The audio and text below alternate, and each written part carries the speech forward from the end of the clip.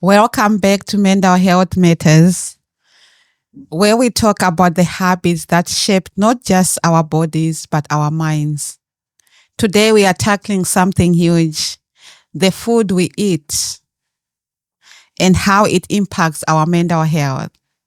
We hear a lot about food for weight loss or muscle gain.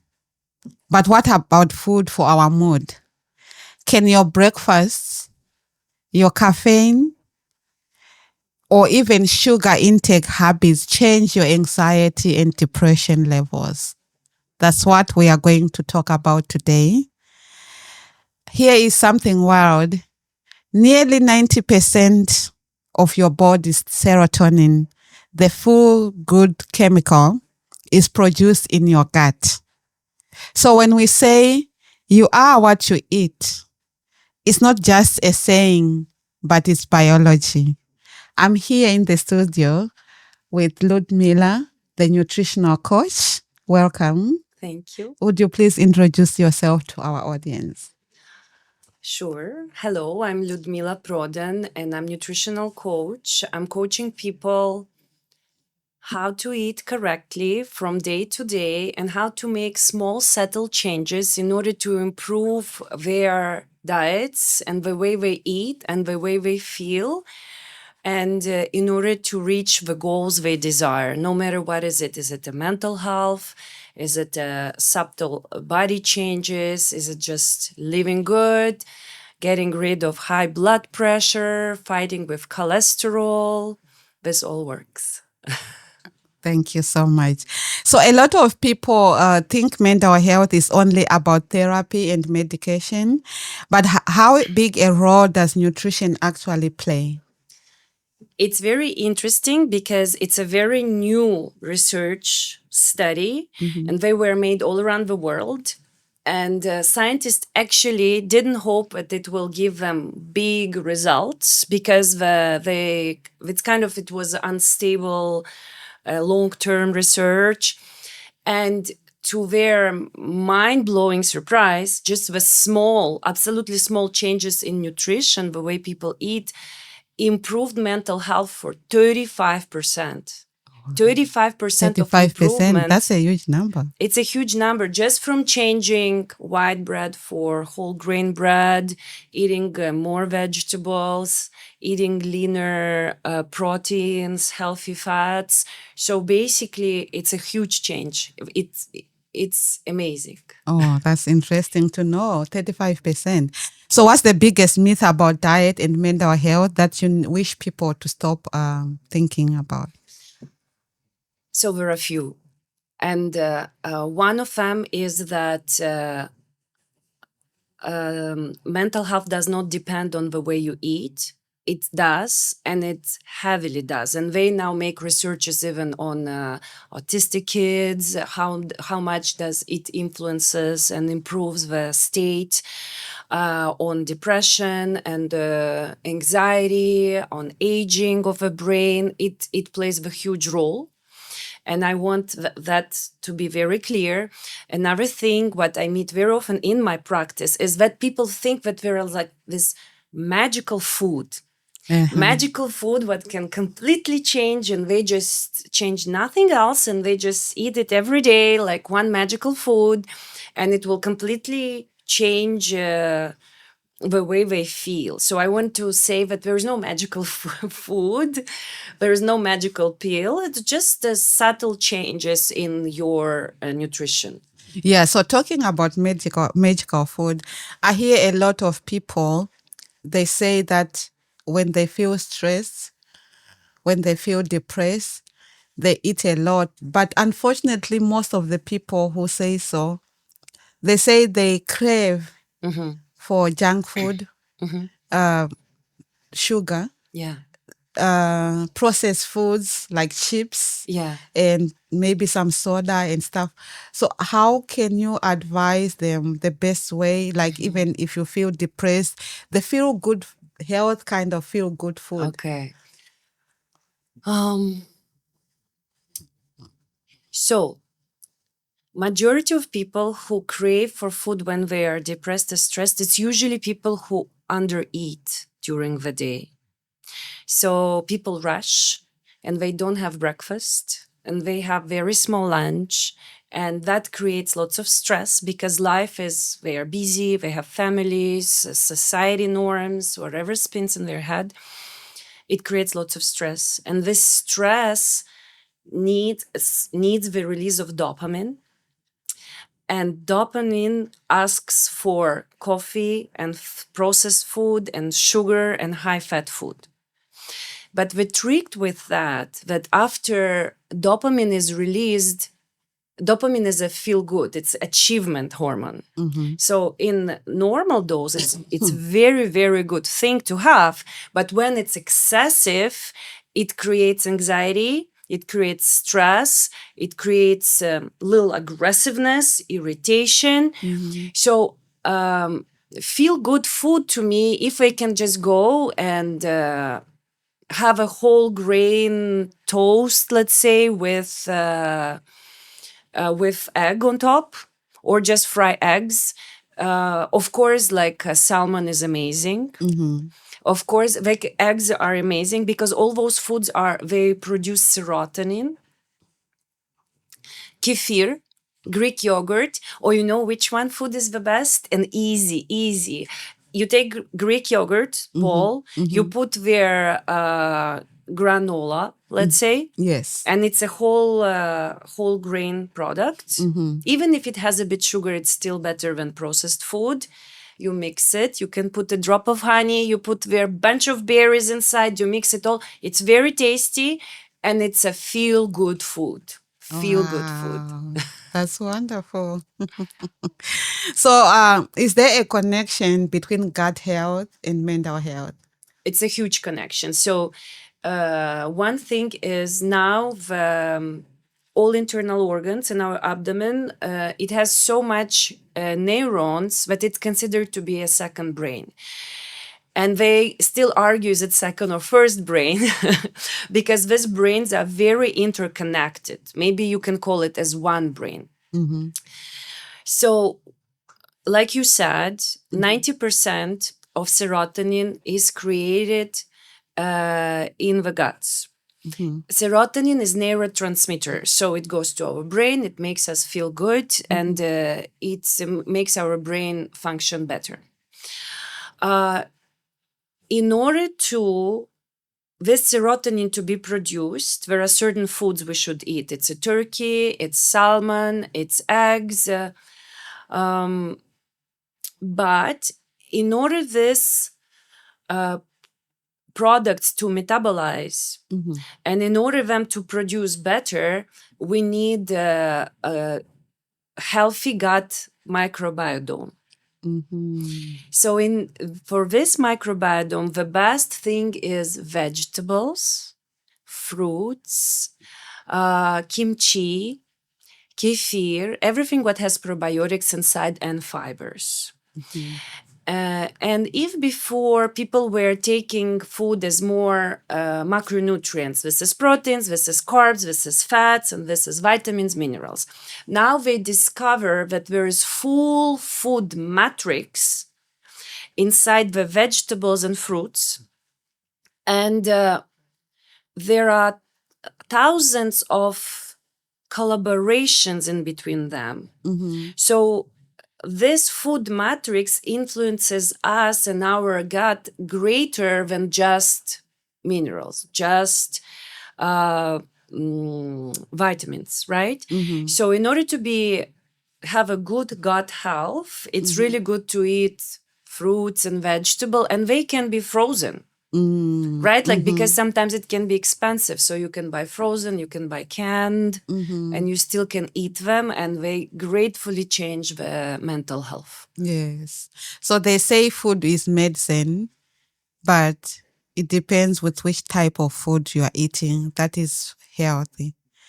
How can sugar, caffeine, and fast food affect depression and anxiety?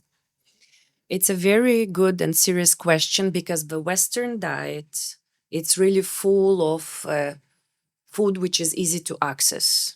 And it's considered to be cheaper, but actually now researchers show that eating different type of way actually is cheaper than fast food, but it's accessible. We cannot deny that. So caffeine, sugar, highly processed food, highly fat food create lots of inflammation in our body. The gut microbiome basically dies. It's hard to digest, and all this inflammation, let's say pollution of body, makes brain age. Besides that, high levels of these products create high levels of dopamine, as I said, and dopamine in excessive quantities creates lots of irritation and benefits to depression and to anxiety. So it's really important, but I cannot say don't eat it at all, right? Because for many people, it's their cultural food. Yes. Right? We Yes. cannot take the culture out of it. So I would say if you eat 80% well, In moderation. yes, and 20% you eat everything else, like instead of 3 gelato, eat 1. Yes, that's right. Exactly. Because sometimes you are craving for it and you Yeah. can't avoid it. And when you avoid for too long, after Yes. you will break. Uh-huh. So I would say eat meal and after eat gelato. Yeah, so talking of that, because like you say, if you don't eat it for too long, because I've seen of most of the diets, they tell you for 3 months, for 6 months, or for 1 year, don't eat carbs or don't eat this. But then after that, when you come back, it means sometimes you find more people, when you start eating that type of food that you were denied or you were told not to eat because of that particular diet, they kind of like eat more because your Yeah. body has been missing that for too long. So that's why some dietitian would advise like health food you eat healthy, but in moderation. Yeah. Portion sizes. Exactly. And healthy food can be very tasty, right? Like healthy food is not just broccoli. Yes. Just make your food tasty. Healthy food doesn't mean you should cut from the things you like, right? And in the end of ice cream, in moderation, it's milk. It's not bad. And there is little sugar, and normal doses of dopamine are extremely good for our body. They are responsible for motivation, for action taking, for reward system. You feel good.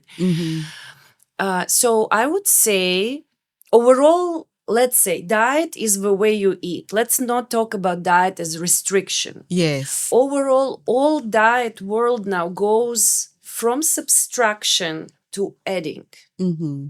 So we don't subtract kind of products. We add, instead of saying stop eating bread, Yes. we say add more vegetable to your meal. So that it will be It balanced will be meal. balanced meal, and you will stop being hungry, and you will not crave after for processed food. So instead of subtracting, and subtraction creates horrible things with our brain. Brain doesn't like subtraction. When we subtract, most probably we will give up. We add. Yes. You add lean protein, you add piece of salmon, you add more vegetables, you add more fruits. So this kind of balances and makes you happy because you don't withdraw, you kind of make it bigger and more, and it's good. That's right. Can food ever replace therapy or medication, or is it a support system for healing? The more and more now the therapists and doctors start working with food. So it makes a big steps into the medicine world. And I think eventually it will replace. I think personally it can, because I worked with many people who completely replaced it. But I do think it has to be supervised by a doctor, of course. But what I can say for sure is when people eat well, they reduce the amount of pills, they reduce the amount of medicine they take. So it helps, but it's about the devotion of person and how slowly, the slower, the better you take it, because it creates long-term effects. You don't want to just push it now and after give up. You want to create lifelong changes in your habits, so you love it, so you take time to feel good, and you stay like this forever if it exists.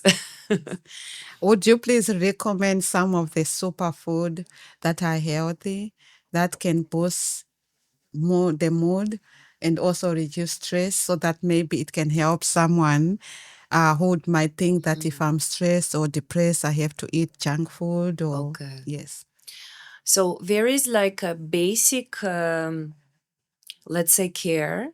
And this basic care is it's good when people take omega-3 in the morning, and it can be easy because it can be capsules. And for, let's say, people who are vegan, the flax oil, they take 1 teaspoon of flax oil in the morning, and it boosts serotonin right away. So it's a very easy practice what people can do first thing when they wake up in the morning in order to keep their mood stable.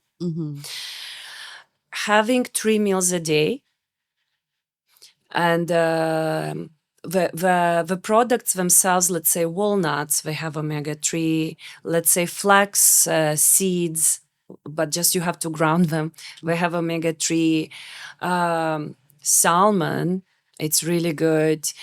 Now, if in terms of microbiome, in order just to feel good, people can take like a cup of kefir and drink it. It will right away calm down the hunger, calm down their nervous system. Kimchi, all kind of fermented foods, food. It really, really helps. And it's easy. It's super easy to do. Yes. So talking about food as medicine, we always underestimate the importance of hydration. Yeah. Can you also explain why hydration is important, especially for mental health? So hydration is extremely important because even the low level of dehydration influences our brain and slows down the processes in the brain. So we think it's harder to think. Our focus is not very clear. When even small levels of dehydration, we will have tendency to have difficulty to focus, sometimes to think, sometimes to speak. And this creates lots of irritation in person. And this creates stress. So the wheel is spinning. Versus hydrating very well helps your microbiome and all the body, all the processes in body, chemical. Like if you imagine your body is like big chemical usine. The water is one thing, like electricity, which spins the wheel and makes all the elements work together in synergy. Water participates in every process in your body, the brain, the digestion, the internal organs. So if usine has electricity, the water is the electricity which drives all the usine into the well-coordinated work. Oh, that's interesting to know. So food is medicine, and also hydration is important because we can't rule out hydration, especially drinking health fluids, not too much sugar. Yes, exactly. Exactly. Yes. I forgot to mention it. Depends on what kind of hydration. Exactly. That's right. Exactly. Ludmila, can you actually tell our audience if they want to reach you for the nutritional coaching, where can they find you? Sure. Oh, I would be so happy to help you because I love working with people because changes happen so fast. It's so rewarding. Yes. So they can find me on, they can send me email, Ludmila, or contact bodybyludmi.com. They can find me on website bodybyludmi.com, Instagram, same name, bodybyludmi coach. or Facebook, which is Ludmila Prodan or Body by Ludmi. Okay, thank you so much. At the end of the day, food isn't just fuel, it's information for your brain. Every bite you take can either help you to thrive your mind or hold it back. And the beautiful thing, small changes matter. Just swapping one meal, drinking a healthy drink can make a better choice for you, for your life. Rich nutrient snacks could be the start of a massive shift in your mental health. If this resonates with you, please share with someone who need to hear this important information about nutrition and mental health. Follow us and also share and subscribe. We also want to thank our sponsors for making this podcast a success, and also our guest, Ludmila Prodan. Thank you so much. Thank you so much, Loveness. And to our audience, you all have a wonderful day. We'll meet you in the next episode where we talk about mental health, awareness, and also resilience. Thank you. Goodbye.